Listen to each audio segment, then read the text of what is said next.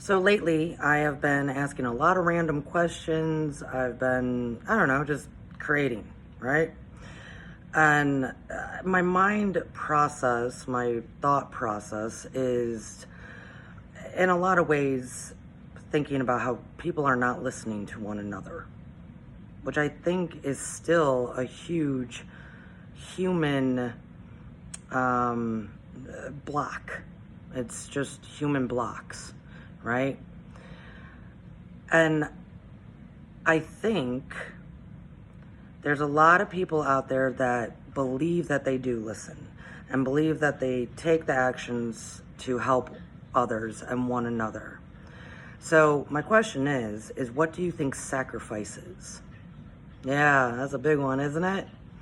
Um, the main story that the majority of people know out there about authentic, true sacrifice is the crucifixion of Christ, right? That is what most people were taught or learned at some point.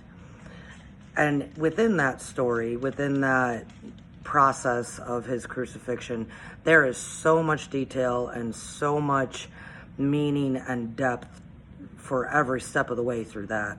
But one of the most simplest takeaways from that story is that sacrifice is not on our own terms. So when I'm observing, trying to listen, try to hear, for those who have eyes to see and ears to hear, I do because it happens all over the place, that people talk about how they sacrifice so much for one another, or they sacrifice this for that, da. But when the story, the full story comes out, they're really trying to sacrifice on their own terms. Therefore, it's not a sacrifice. So I'm going to tell personal, right? I'm always trying to use personal stories. And I think this one could be very, very related to all relationships. All relationships, I think, have gone through something like this at some point in time. So I'm hoping that this resonates and you can relate. So early in my marriage, so many years ago, Brad and I were in an argument. And at some point in that argument, I just turned to him and I said, I don't think you know how to love. Yeah, that's a dagger. That's a hardcore dagger. I said, I don't think you know how to love. And shock. And he came back with, what are you talking about? I do this, I do that, I do all this. I'm sacrificing all this stuff. I'm sacrificing. And I said, what are you talking about? None of that is a sacrifice. I said, I have been asking for the same thing for 11 months. I mean, I knew exactly how long I had been asking. I said, I've been asking for the same thing for 11 months. And I told him, I said, you keep doing all this other random things. I'm not saying that I don't appreciate what you do. I see it, I appreciate it, I thank you for it. But you have yet for 11 months done what I've actually asked for. And so then I told him, I said, so I feel extremely disrespected because I feel as if you're not listening to me. And that disrespect has now turned into, I don't think you love me. Or that you don't know how to love. And it turned the conversation, I mean, we worked through it, folks. I've been married forever. He said, what are you asking for?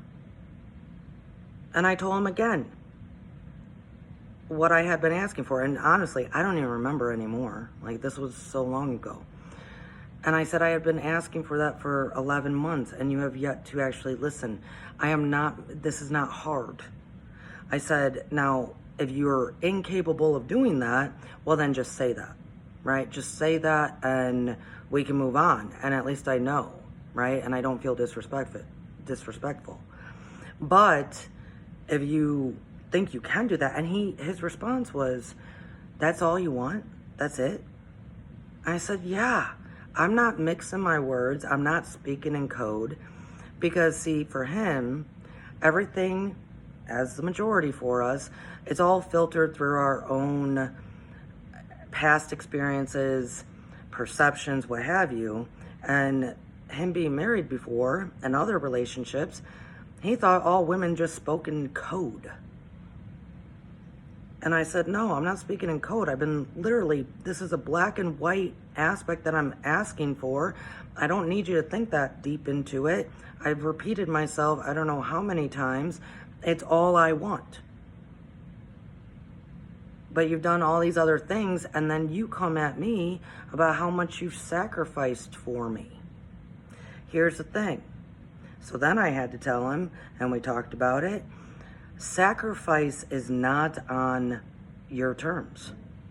That's one of the most simplest points of that crucifixion story.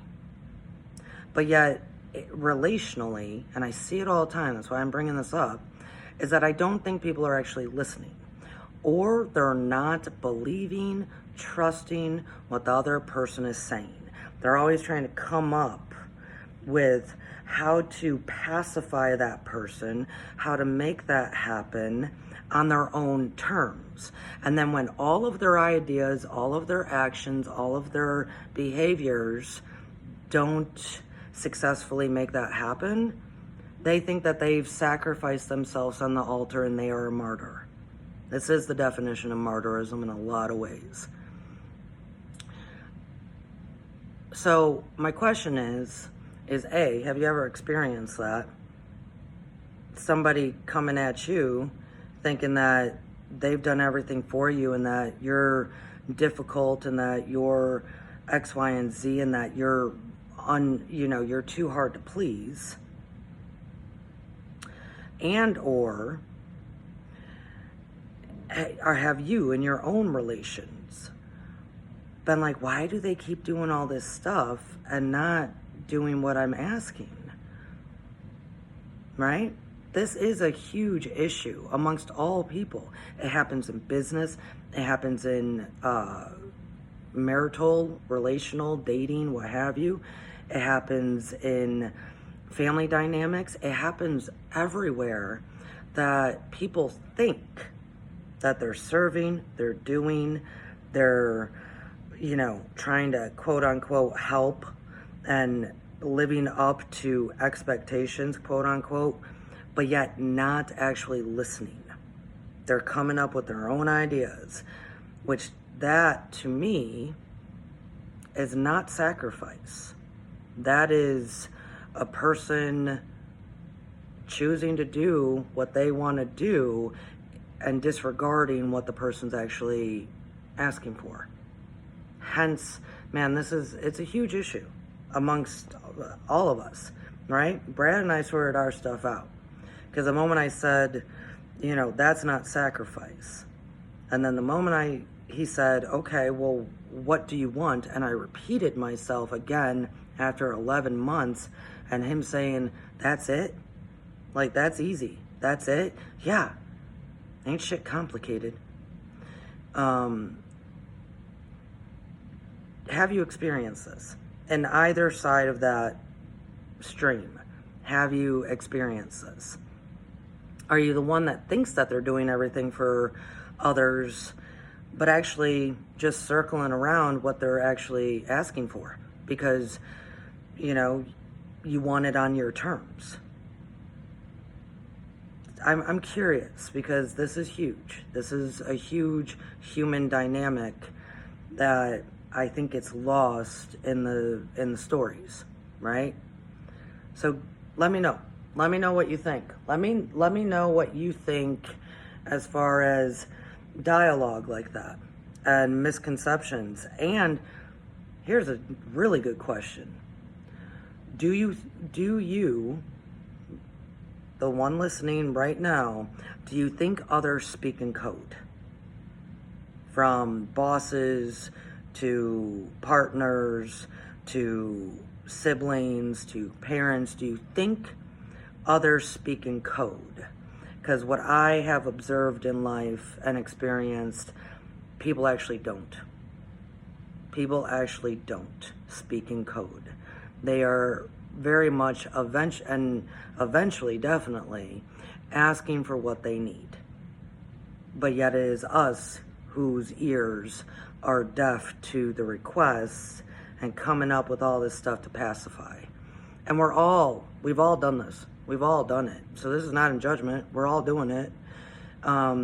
It's called developing emotional maturity when we acknowledge this within ourselves, right? We've all done it. So, what side of that have you been on? Because we probably all have been on both sides of the quote unquote, I've been sacrificing things, which, right. And then, do you think people talk in code? And if I'm going to suggest, if you do think that, maybe if you took one day and said, yeah, people don't talk in code, and then actually listened, and how would that change your perspective? That was a lot of questions. 3 questions. There you go. 3 questions in one. This is fascinating. It's fascinating. It's all about emotional maturity, growing, changing, developing with one another. Let me know your thoughts. Peace.